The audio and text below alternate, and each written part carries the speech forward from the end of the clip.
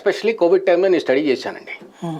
డెప్త్గా స్టడీ చేస్తే ఇది భలే ఉందా అని అనిపించింది నాకు. ఈ స్కీములు ఎట్లా పెట్టారో కానీ అప్పటి నుంచి నేను ఉంది ఆయన నాన్నగారా వద్దు మనం ఇన్ని సంవత్సరాలు అంటున్నాం అట్లా పార్టీలు మారకూడదు అది ఇది అన్నారు. సరే అంటే నేను రాజకీయం చేయను, నేను వ్యాపారం చేస్తాను.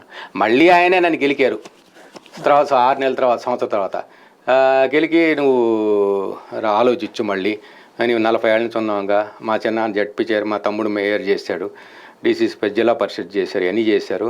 ఇంతటితో ఆగిపోద్ది. ఇంకెవరు లేరండి. పెద్దవాళ్ళిద్దరు మా తమ్ముడు నేనండి మా కుటుంబంలో. అయిపోయిందిగా. ఇంకా ఎట్లా ఆలోచించన్నాడు.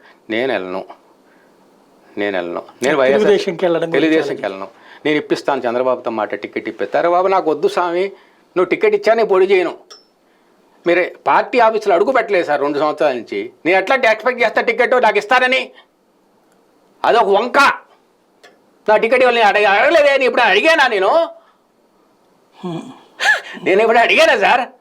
నేను అడగలా. చెప్పానండి ఎవరు నేను అడిగానని నియోజకవర్గంలో బట్టి చెప్పాను. నేను అందరికీ నమస్కారం, నేను రావట్లేదు, నా పనులు నేను చేసుకుంటున్నాను. అదేంటి సార్ మీరు రాకపోతే టచ్ పోద్ది అన్నారు. అయ్యా బాబు చాలు, నేను ఈ రాజకీయం చేయలేను అని క్లియర్గా దండం పెట్టి చెప్పా. దాని తర్వాత నాన్నగారు